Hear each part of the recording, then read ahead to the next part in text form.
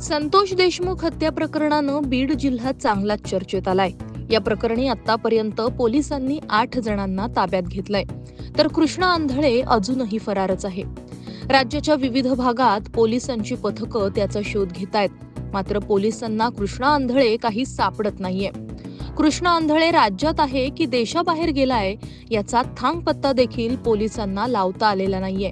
अशातच आता एक धक्कादायक माहिती समोर आली आहे। संतोष देशमुख हत्या प्रकरणाच्या बातम्या पाहिल्यानं फरार असणाऱ्या कृष्णा आंधळेच्या मित्रांनी धारूरमधील एका तरुणाला बेदम मारहाण केली आहे। यामध्ये अशोक मोहिते हा तरुण गंभीर जखमी झालाय।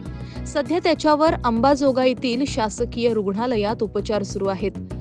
वैजनाथ बांगर आणि अभिषेक सानप असे मारहाण केलेल्यांची नावं आहेत। या दोघांनी आमच्या बातम्या का पाहतोस? जर तू येथून पुढे मुंडे साहेबांच्या आणि वाल्मिक अण्णांच्या बातम्या आणि व्हिडिओ पाहिल्या तर तुझा पण संतोष देशमुख करू अशी धमकी तरुणाला दिलीये। या हल्ल्यानंतर पोलीस ऍक्शन मोडवर आलेत।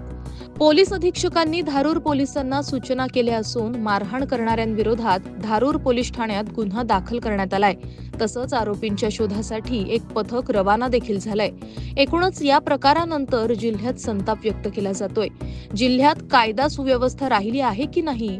पोलीस खातं काय झोपा काढत आहे का? गृहमंत्री काय करत आहेत? असा संताप आता नागरिकांकडून व्यक्त केला जातोय। Bureau report, Maharashtra news 24।